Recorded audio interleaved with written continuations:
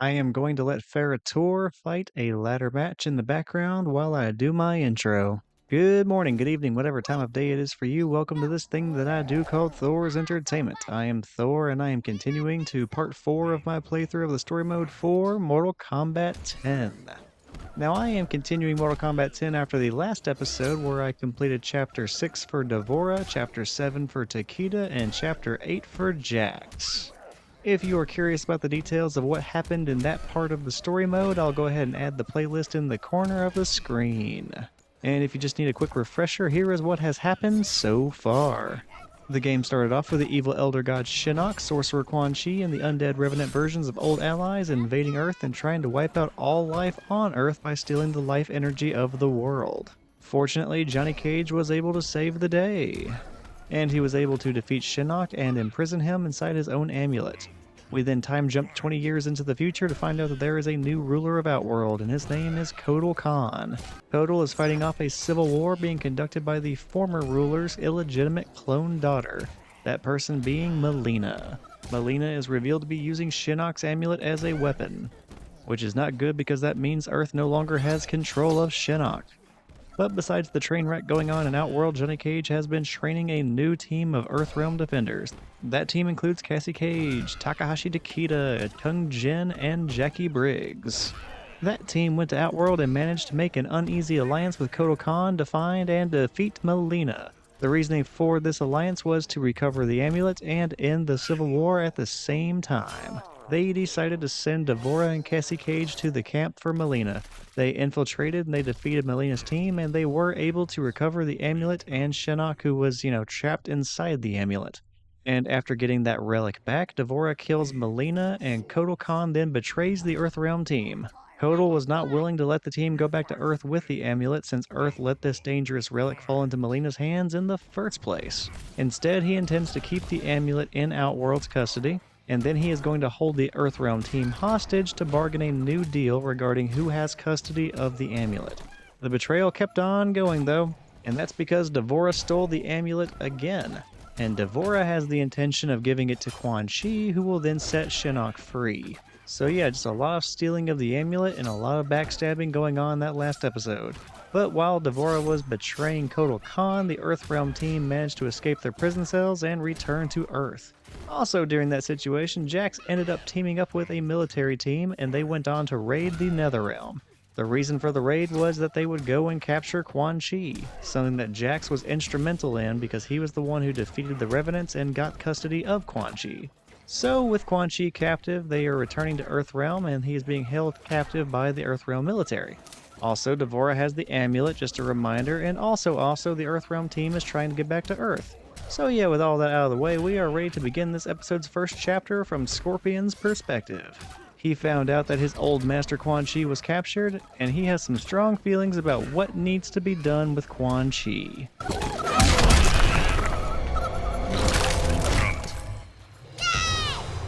Ferrator wins.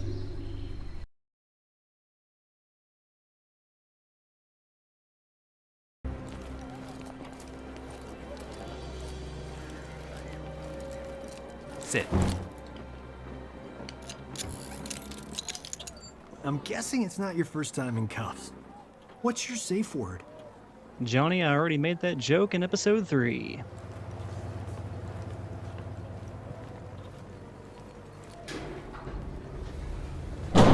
Advise Secretary Blake that Quan Chi is in custody. We'll be moving him to the Supermax facility at Fort Charles within the hour. Yes, ma'am. You two stand guard. Prisoner transfer will be here in 20. Oh, now she trusts me to babysit. Cage, report. We haven't caught up to Dvorah. We had her tracked to the Makiba Cliffs, but then her trail went cold. Damn. Jackie thinks Dvorah's unique physiology may allow us to pinpoint her location. She's retooling her smart comm to track Dvorah's pheromones. On my command How only. long? Wound. She has to write Do in not code. kill. We're looking at 2 hours? Sergeant, your team doesn't have 2 hours. We need her found immediately. Sonya!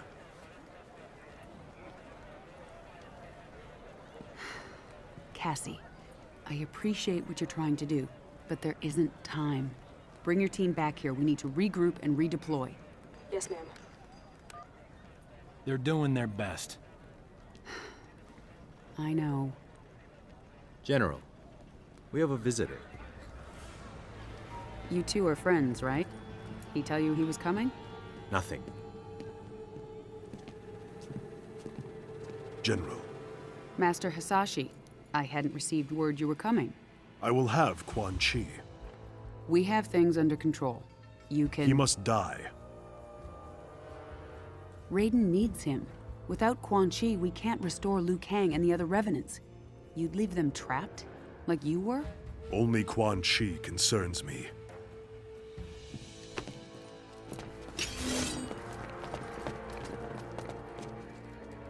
Don't do this, Hanzo. I'll put you down. Then we are at an impasse. Semeru!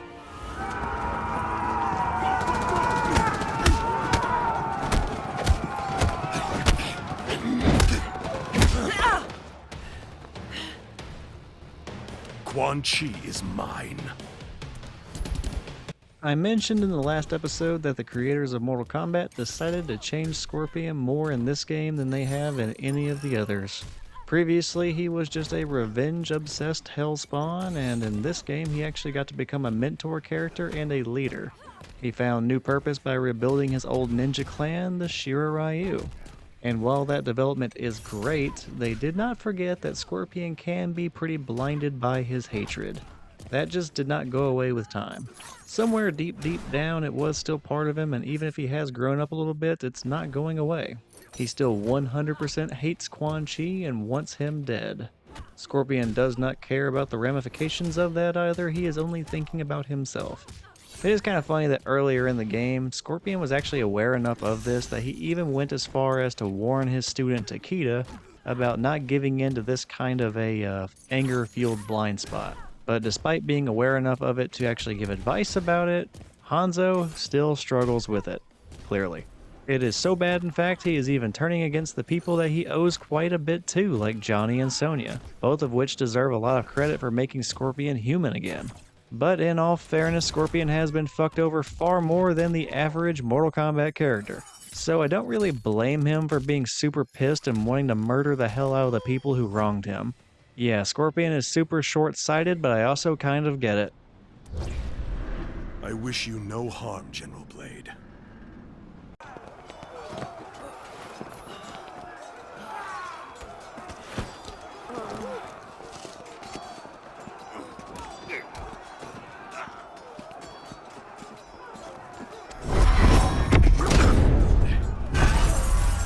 Call off your men, Hanzo!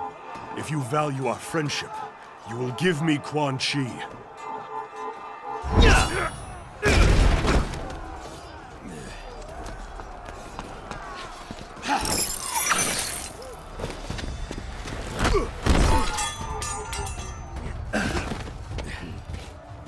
Withdraw. Without Sento, you are vulnerable.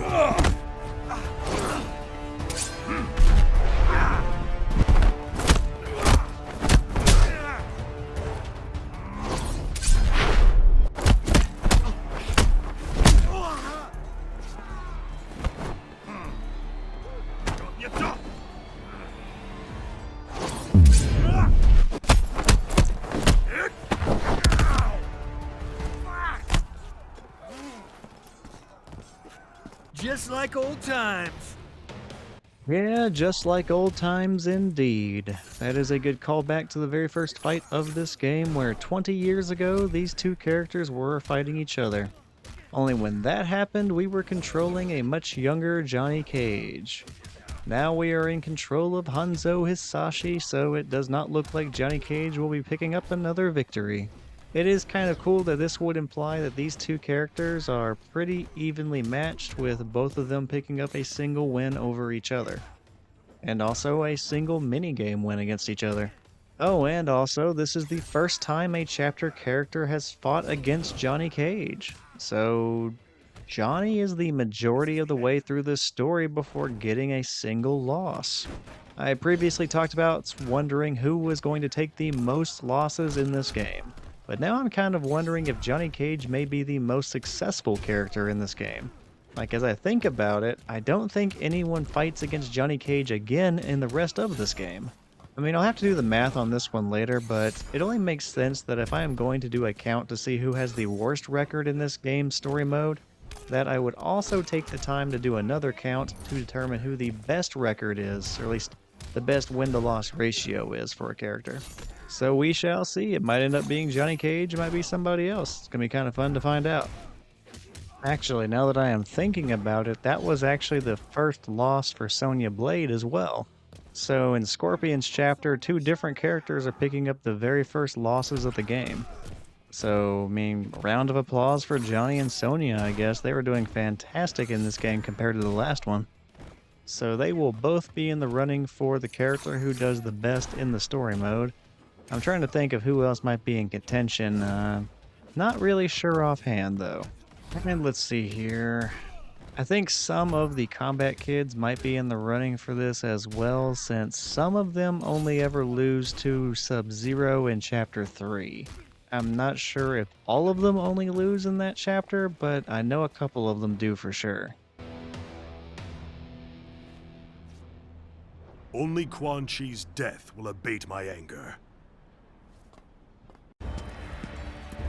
Hanzo, no! You've earned great trust for the Shirai Ryu. Do not squander it murdering a withered sorcerer. That withered sorcerer is the architect of my suffering.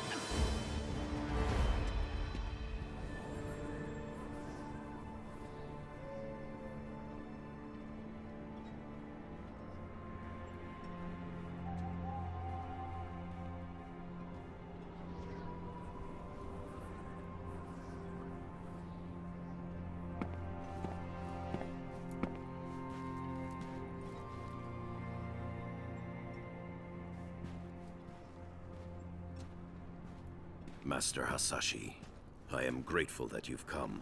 Speak your mind. I do not wish to linger here.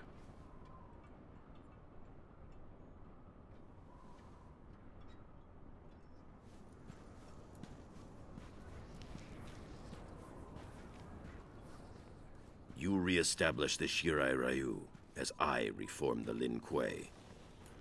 We both seek to shed our clan's dark pasts, dedicate them to Earthrealm's protection.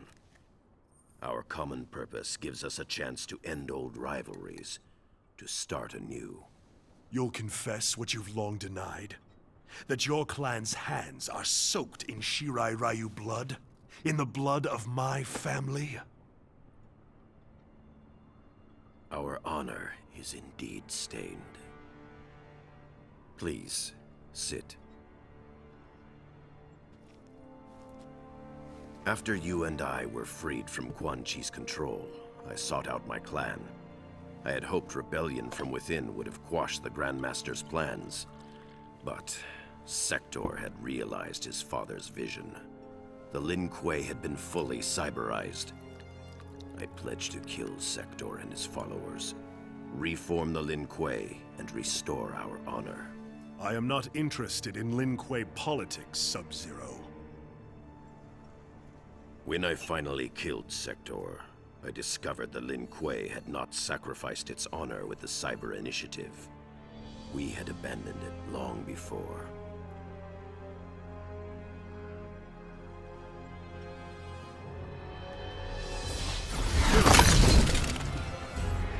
There will be no peace, Scorpion! Frost!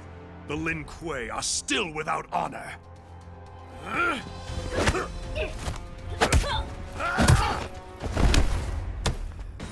Master Hasashi, wait! For what? More treachery? I will have your head! Ha! You thought during this incredibly tense chapter that we would have consistent battles and a satisfying climax? Hell no. What you get is another flashback. And this time, we are only going back 5 years. We get to see Sub-Zero trying to make peace with Scorpion. And, you know, with the Shirai Ryu as well, since they're reformed. A very tall task after a very hostile couple of decades. And since they are now fighting each other, clearly those talks are going very, very well. But yeah, it feels like maybe this chapter should have started with the flashback. I mean, if the creators really wanted to insist on the flashback occurring, it seems like that might have been the best place to put it. And the reason I say that is, If you do that, then we have an unbroken and tense battle for Quan Chi. And I think that would have been more enjoyable and more satisfying than suddenly breaking away from it just as Hanzo gained the advantage against the military. Now, I still think this flashback is pretty cool, and it is probably the very best one. And yes, I'm happy to let my biases show, but I feel like this flashback is placed in the wrong part of this chapter. We will see more from this flashback after this fight, and that stuff is really important for Scorpion's motivations in this chapter. So I think that leading with this flashback, establishing that motivation, all of that would have also really helped to understand and sympathize with what Scorpion is doing, even if it is clearly betraying the people who trusted him. Our story ends here, Sub-Zero.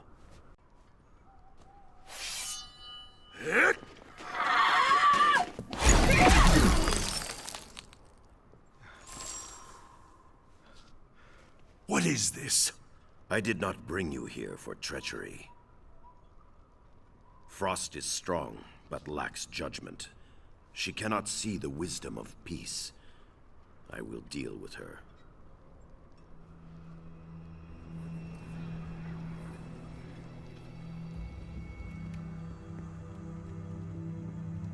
You spoke of the Lin Kuei's lost honor. For years, I had thought you had unfairly blamed the Lin Kuei for the deaths of your family and clan. But Sector's cyber-preserved memories revealed the truth.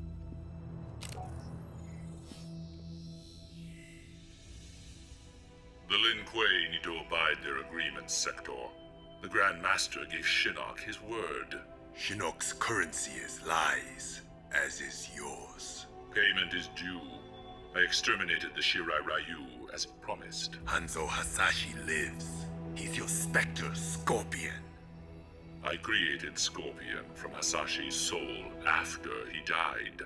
We observed the agreement. The letter, not the spirit. You are owed nothing.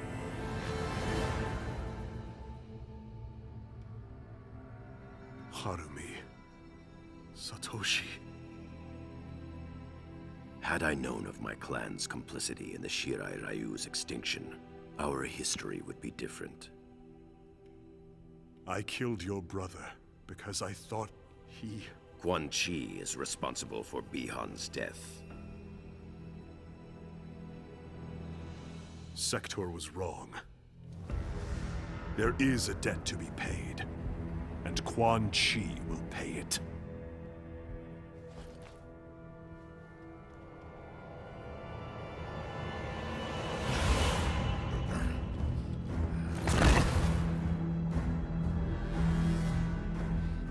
Unbind him.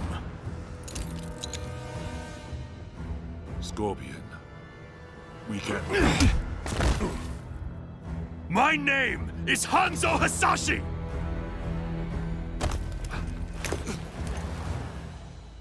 You killed my wife, my son, and then you burrowed your way into my head, misdirected my vengeance, cost me my one chance to have them restored! Your family, Ah! Quiet, sorcerer. Nothing can help you now. That is actually a really good point. Raiden offered to try convincing the Elder Gods to revive Scorpion's family in exchange for Scorpion not killing the original Sub-Zero, something that Scorpion almost upheld. But Quan Chi stepped in and showed Scorpion fake visions of the Lin Kuei killing his family, and specifically Sub-Zero killing his family, so it enraged Hanzo enough to kill the original Sub-Zero. So since that person died, there would be no returning of the family. And then Hanzo was stuck unknowingly working for a co-conspirator of his family's murders. For anyone who played Mortal Kombat 4 through Armageddon in the old timeline, you probably already knew that Quan Chi was largely responsible for what happened to Scorpion's family, alongside key members of the Lin Kuei's old leadership. That was not revealed in this new timeline until this game, though. And then we get this overdue fight finally happening.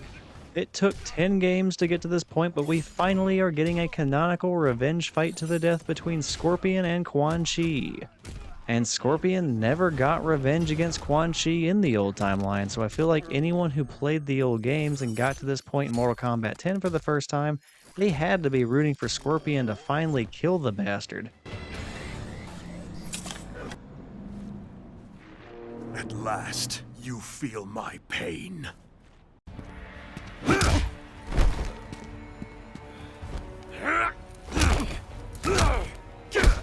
Scorpion, stop! Quan Chi!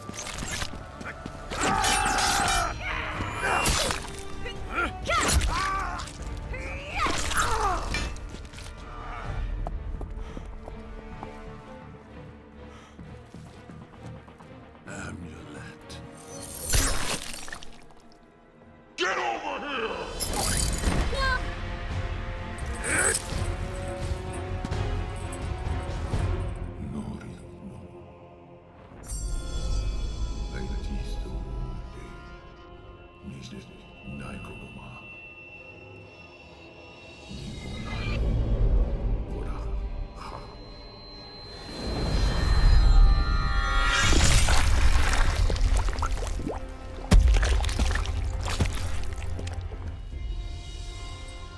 Blood for blood. Your debt is paid.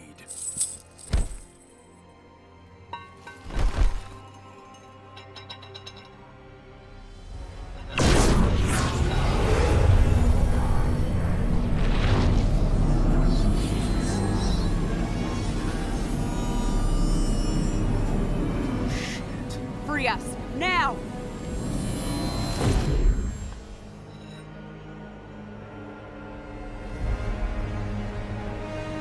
Shinnok.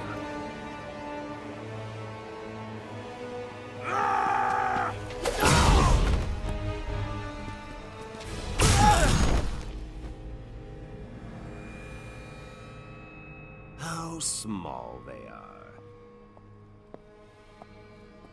This one greets Lord Shinnok.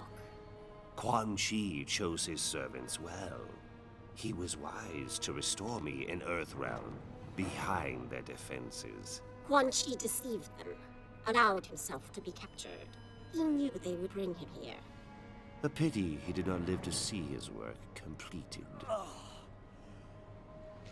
There will be no surprises from you, Mr. Cage. Bring him.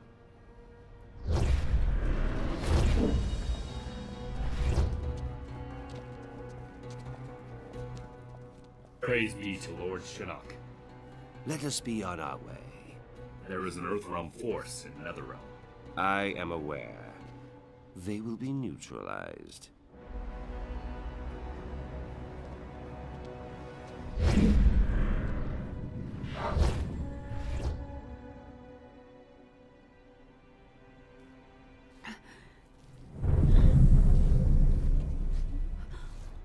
Oh, shit. Mom!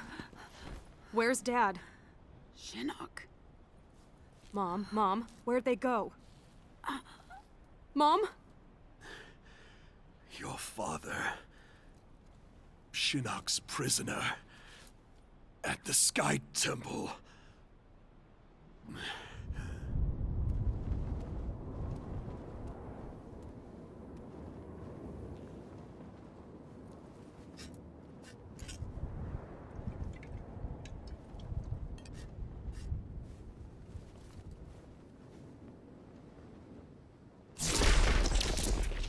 Raiden. Raiden, my old friend. Master Borecho, I am pleased to see you. It has been many years. Too long. Yes, too long. We old warriors need to stick together, eh? Most certainly. I presume recent circumstances precipitate your arrival. Yes. I'm concerned that Shinnok may return. I've been trying to contact you. I feared the worst.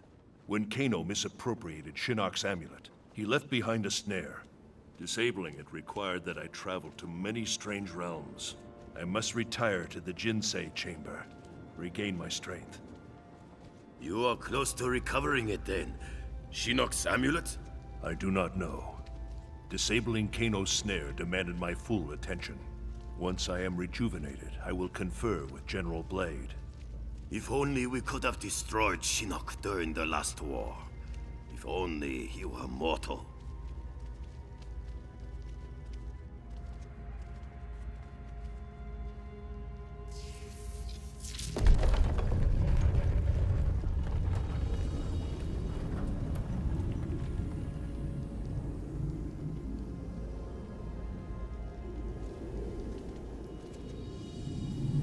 Such beauty, like gazing upon the Elder Gods themselves. I hold out hope that we can turn this crisis to our advantage. How so? Quan Chi's magic binds the souls of many we hold dear. Capture him, and we can force him to release them. Liu Kang and Kung Lao restored. I suppose it is possible. As long as Quan Chi lives. I've long regretted losing our comrades' souls to Netherrealm's evil. Kung Lao and Liu Kang, they were like sons. I would move the heavens to bring them back to the light.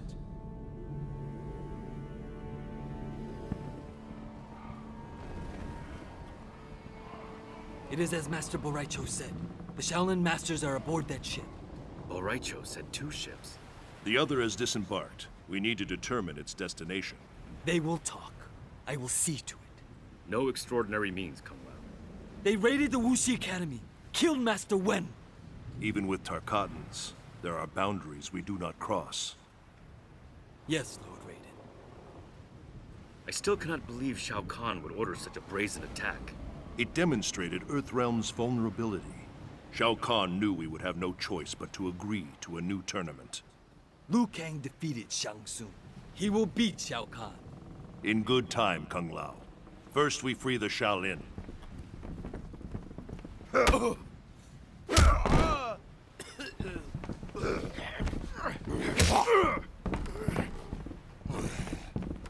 All are aboard? This one leaves with the tide. We are ready. Shao Kahn demands the hostages be unharmed. Their wounds are not fatal. I would hope, Baraka. For your sake. For yours as well. If you harm them, you answer to me.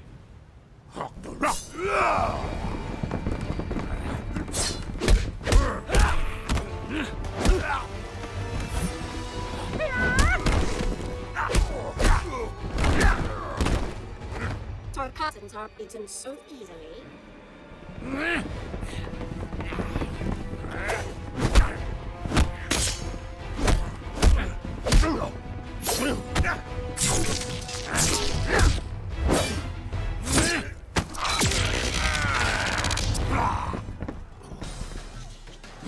Empalahe, Baraka. Empty threats, Raiden. You will not see the tournament. And wouldn't you know it, we are getting even more flashbacks. I am now wondering how many flashbacks are actually in this game. Actually, I'm not wondering. I'm gonna find out. I'm gonna go ahead and do a quick count real quick. One moment. Alright, I'm back. There was the very first chapter of the game, which was Johnnycage telling the story of the war with Shinnok in the Netherrealm with his new team. So it's a flashback in my eyes because he's telling it to people 20 years later. Then the next flashback happens when Kung Jin flashes back to stealing from Raiden. Sonya flashes back to restoring Jack, Sub-Zero, and Scorpion to human form. Dvorah flashes back to joining Kotal Khan's ploy to be the new Khan, and then she ends up killing Baraka. Takeda flashes back to his final Shirai Ryu test with Scorpion, and in that same flashback, he ends up coming to an understanding with his dad Kenshi. Scorpion flashed back to agreeing to be allies with Sub-Zero and finding out that Quan Chi was also involved in the downfall of the old Shirai Ryu. And now we are flashing back as Raiden to the events of Mortal Kombat 2 again. You will return to the wastes with no prize. Step aside.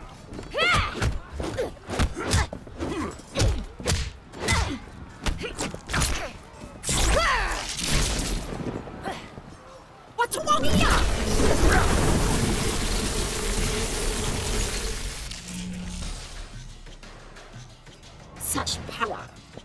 are you, Raiden? I am of truth and light.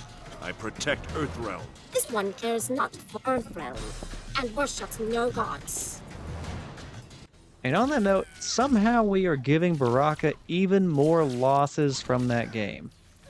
Originally, Baraka lost 4 times in Mortal Kombat 9, but now Mortal Kombat 10 wants to retcon that and give him a 5th loss.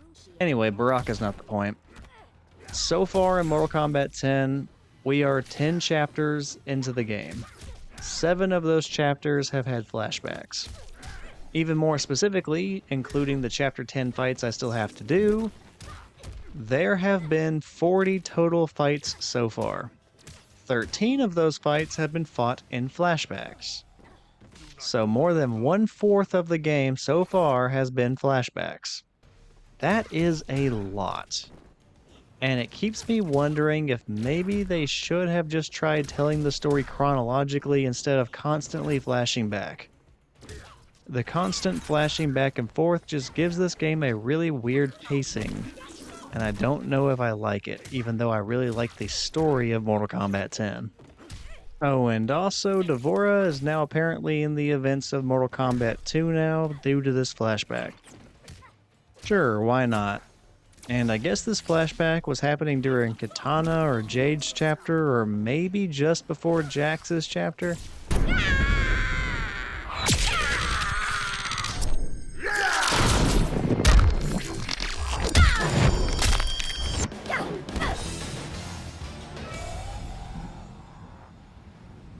When a god speaks, heed him. They were not so vexing.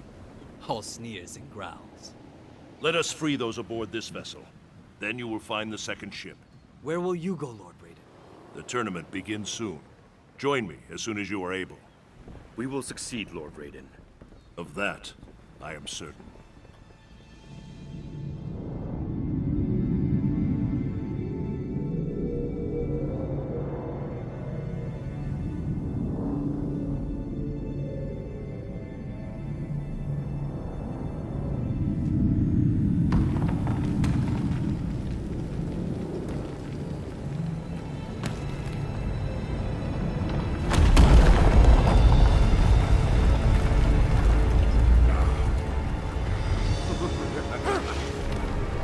Rachel!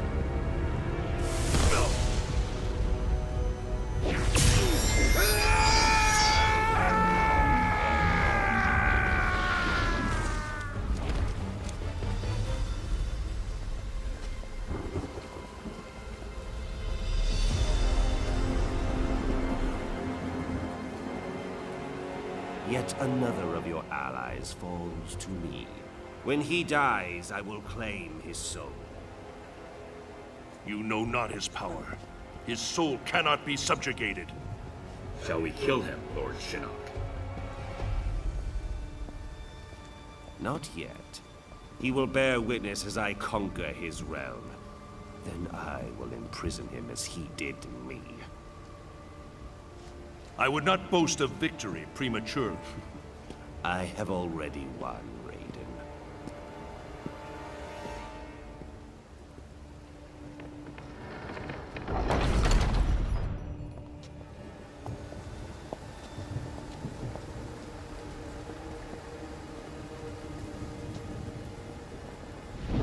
Oh no, they're shoving him menacingly.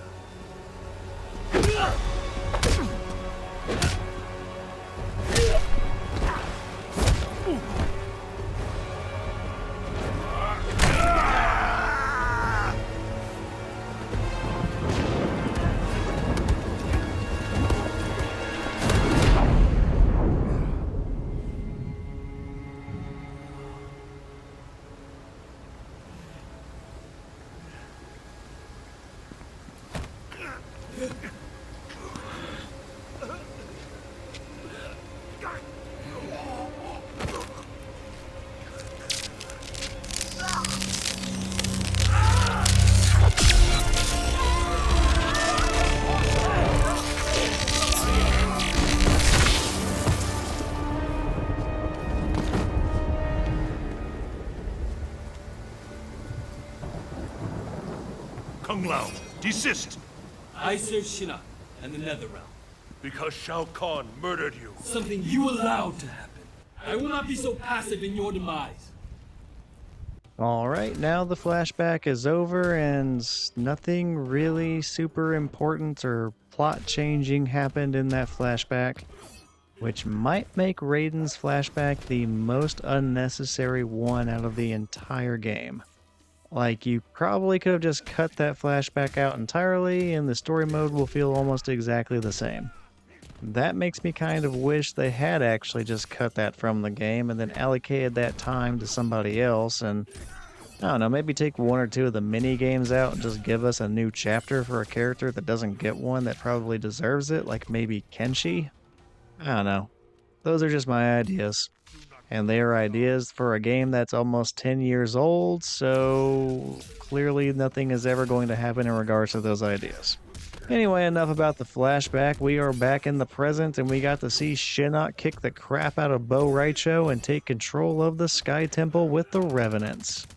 It looks like Bo' Rai Cho will live, so no reason for Raiden to get too depressed just yet. Bo' Rai Cho was a character that supposedly trained Liu Kang and Kung Lao at some point before they died. He was originally from Outworld, but did not agree with the conquests of Shao Kahn. As a result, he went on to train the Earthrealm opposition so that they could defend themselves from Outworld. Bo' Rai Cho was supposed to fit the drunken master role in the Mortal Kombat games, and it was supposed to be part of his gameplay as well in the original timeline, but what I remember about the character is less drunken master and more of, well, him using his projectile vomit and farting as attacks, and that was a big part of his gameplay in Deadly Alliance and Deception. I guess you could probably tell from my tone, but I was not really a fan of Bo' Rai Cho. In this game, he eventually became a DLC character, and I do like him a lot more in this game than I did in any of the previous games, but I'm still not really big on that character. This was his first canonical appearance in the new timeline, and I would have been okay with it being his last. And unless the characters do something really interesting with him, like what they did with some of the characters in Mortal Kombat 1, giving them some reimagined origin stories and just a refreshing new take, if they were to do something like that, then I might be more interested in seeing Bo' Rai Cho, or at least a reimagined Bo' Rai Cho. But unless they overhaul the character, I don't really care if he comes back or not. You deserved a better fate.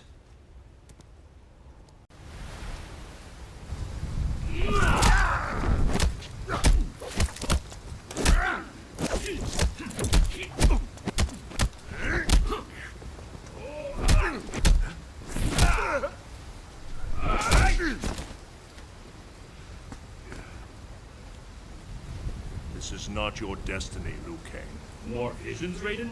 Do you still see the future? The visions are gone, but I know what should be. I was put here by your hand. An accident, which haunts me to this day.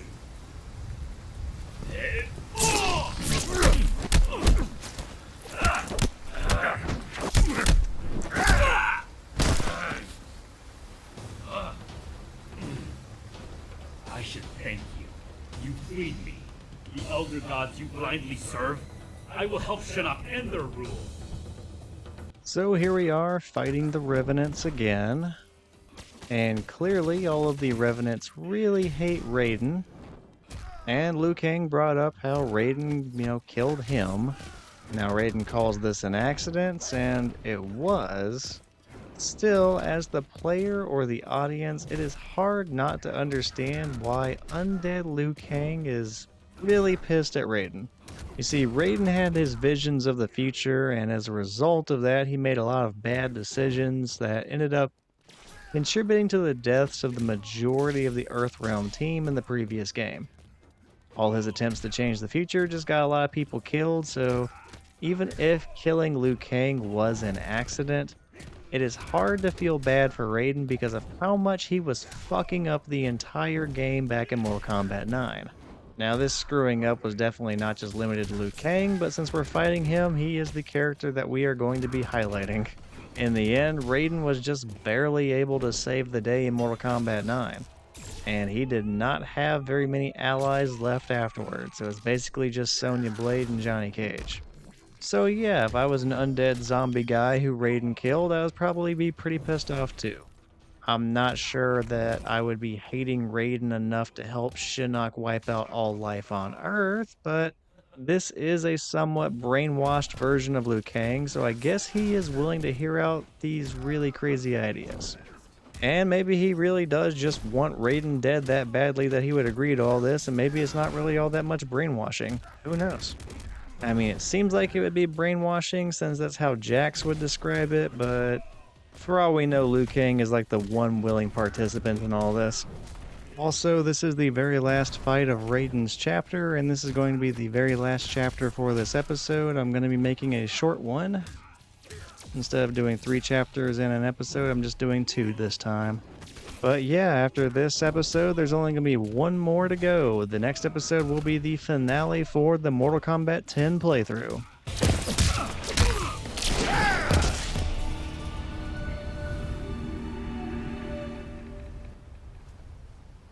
I regret our paths have led here.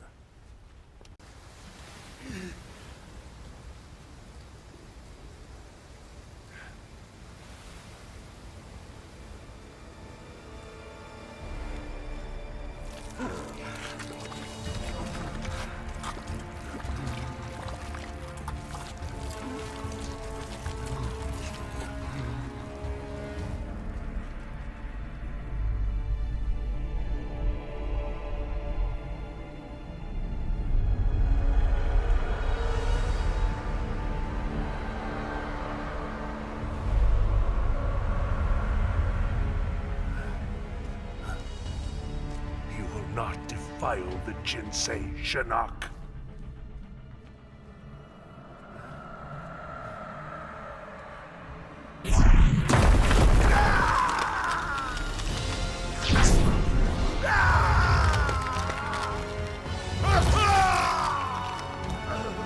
We have battled for eons, Raiden. Now, finally, it ends.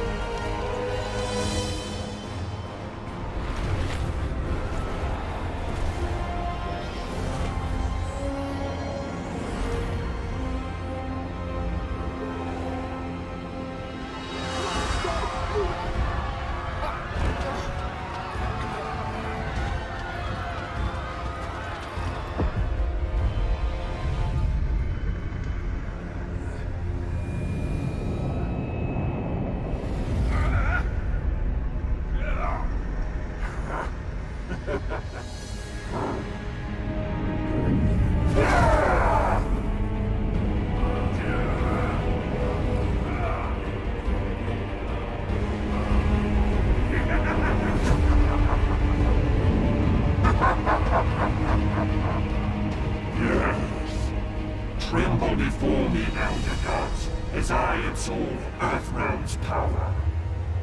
No, Shinnok. Even now, others come to defeat you. Alright, that is where I'm going to be stopping the episode, and yeah, time for the outro. So we got 2 chapters out of the way this time, and we got to see Scorpion and Raiden's chapters. In those chapters, Scorpion showed up pretty pissed off about Quan Chi being captured, and well, Hanzo ended up getting his revenge by decapitating Quan Chi. However, he did not get to kill him before Quan Chi summoned Shinnok from his amulet, so now we have an apocalyptic scenario again. After Shinnok was released from the amulet, he proceeded straight to the Sky Temple to try doing the exact same crap that he did at the beginning of the game.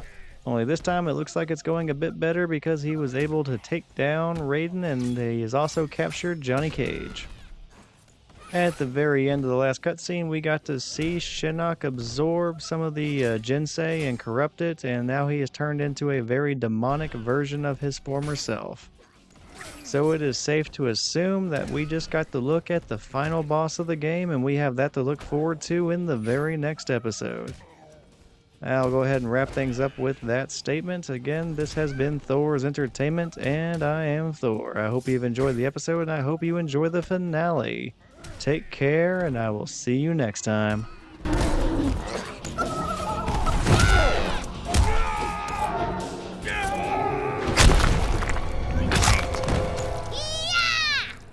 Ferrator wins.